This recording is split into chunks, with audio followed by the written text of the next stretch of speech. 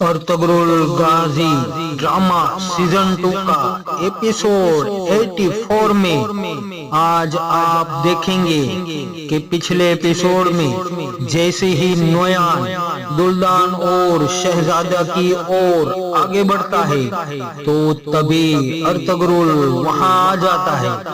Ertugrul को आता देखकर नोयान कहता है, अर्तुगरुल मैं तुम्हें और तुम्हारे खानदान वालों को एक एक करके मार डालूंगा। आओ अर्तुगरुल, नोयान की जन्नत में तुम्हारा इस्तकबाल है। तो अर्तुगरुल भी जवाब देता है, नोयान मरने के लिए तैयार हो जाओ। फिर अकेला अर्तुगरुल दर्जनों मंगोल फौजियों का बहादुरी से मुकाबला करता है।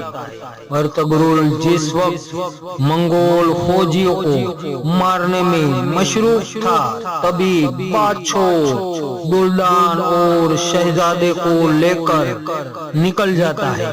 तो अर्तुगरुल को बहादुरी से लड़ता हुआ देखकर नोयान मुस्कुराकर ये तमाशा देखता जा रहा है। और दूसरी ओर अर्तुगरुल के पीछे आ रहे तुर्गत, दुहान और बामची भी जंगल में पहुंच जाते हैं और उनको एक जख्मी सिपाही नजर आता है। वो घोड़े से उतरकर उसका हाल जानना चाहते हैं। जख्मी सिपाही की पीठ पर लगे तीर को निकालकर तुर्गत कहता है, ये मंगोली तीर है और इसे मंगोलों ने ही मारा है। फिर ये तीनों वहां से अर्तुगरुल जिस तरफ गया होता है उस जानिब अपना रुख करके चले जाते हैं। दूसरी ओर अर्तुगरुल मंगोल सिपाहियों से अकेला लड़ता जा रहा है। नोयान के सिपाही को एक एक करते काटता जा रहा है। अर्तुगरुल के सामने जंगल से और भी मंगोल सिपाही लड़ने के लिए आ जाते हैं। तभी तुर्गत, दुहान और बामची अल्लाहू अकबर का नारा लगाकर पहुंचते हैं। मंगोल सिपाही को काटना शुरू करते हैं। एक तरफ अर्तुगरुल की तलवार बिजली की तरह मंगोलों के सिपाही को कहर बनकर उसके ऊपर टूट रही थी, तो दूसरी तरफ तुर्गत का कुल्हाड़ा, बामची और दुहान की तलवारें मंगोलों के सर बदन से जुदा कर रही थी। वक्त की नजाकत को समझकर नोयान एक बार फिर भाग जाने में कामयाब हो जाता है। नोयान को भागता देखकर अर्तुगरुल भी उसका पीछा करता है। घोड़े पर सवार होकर भागने की कोशिश कर रहा नोयान को देखकर अर्तुगरुल आवाज देता है, मगर इन दोनों के बीच तभी नोयान के कुछ सिपाही आ जाता है। अर्तुगरुल उस सिपाही को मारकर जहन्नम पहुंचाता है, मगर भगोड़ा नोयान वहां से भाग निकलने में कामयाब हो जाता है। थोड़ी देर में वहां तुर्गत, दुहान और बामसी भी आ जाते हैं। वो चारों दुल्दान और शहजादे के ऊपर हमला करने और नोयान के भाग जाने की कामयाबी का अफसोस करते हैं। दूसरी ओर कारवान साइन में बाकिर आ जाता है और वो गुंचागुल खातून और अमीर सादेतीन को बुंदुकदू के दर्द के बारे में और इलाज के लिए रवानगी की खबर सुनाता है।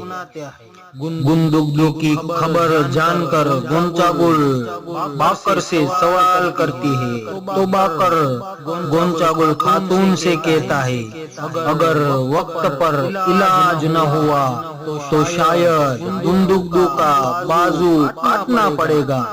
तो अमीर सादेतीन बाकर से अर्तगरुल के बारे में सवाल करता है। तो बाकर सादेतीन को कहता है कि सब सरदार ओताक में बुलाए गए थे और अर्तगरुल ने हिजरत की बात सरदारों से कही थी, मगर सब सरदारों ने हिजरत करने के फैसले पर अर्तगरुल को इनकार कर दिया। अब अर्तगरुल अकेला पड़ गया है। ये खबर सुनकर वो वहाँ से चला जाता है।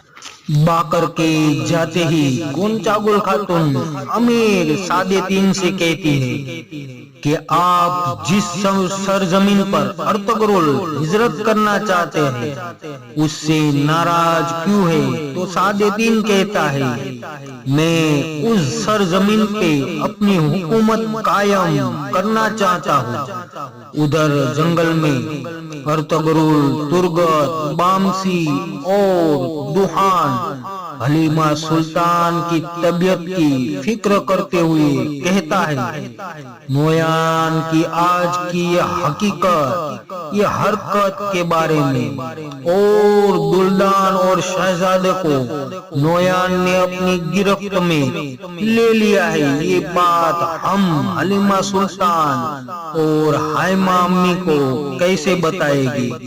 आखिर में चारों दोस्त कबीले की जानिब रवाना हो जाते हैं।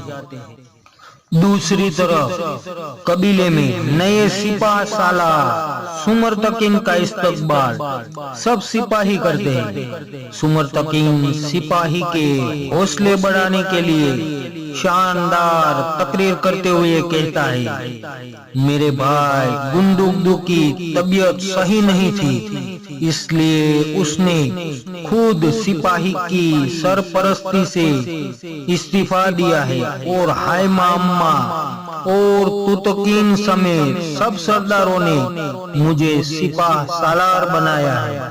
अब हम सिपाही की एक गिरोह सल्जूक सल्तनत की तरह बनाएंगे। थोड़ी देर में तुतकीन सरदार भी वहां आ जाते हैं। तो सुमरतकीन से वो अर्तगरुल की हिजरत करने के फैसले पर काफी परेशानी दिखाता है। तो सुमरतकीन तुतकीन से कहता है, भाई आप परेशान न हो, गुंदुगदु भाई जब इलाज करके वापस आएगी तो हम सब बैठकर इस मसले का हल निकालेंगे। उधर नोयान के सिपाही अपने ठिकाने पर दुल्दान और शहजादे को लेकर आ जाते हैं। नोयान का साथी बाछू दुल्दान और शहजादे को देखकर अजीब अजीब शैतानी हरकतें करता है। तो आंखों पर पट्टी बांधा दुल्दान बाछू के सर पर धड़ाक से अपना सर पटक कर उसे गिरा देता है।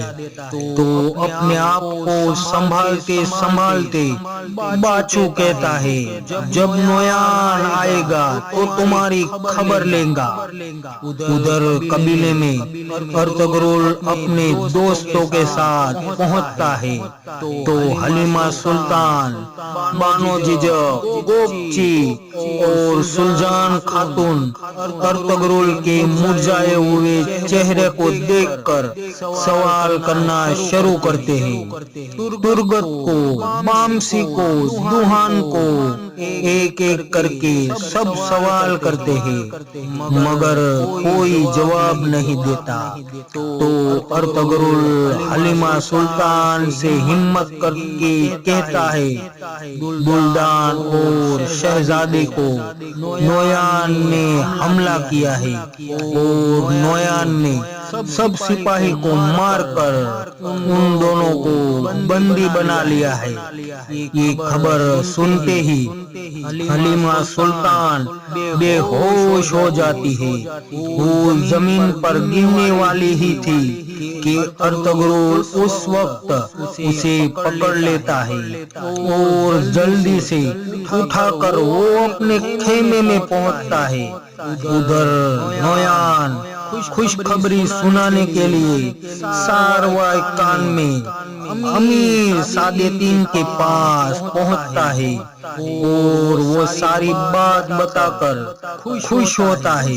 अर्तगरुल के सामने उसने दुल्दान और शहजादे को जिस तरह अगवा किया था वो सारी बात बताता है।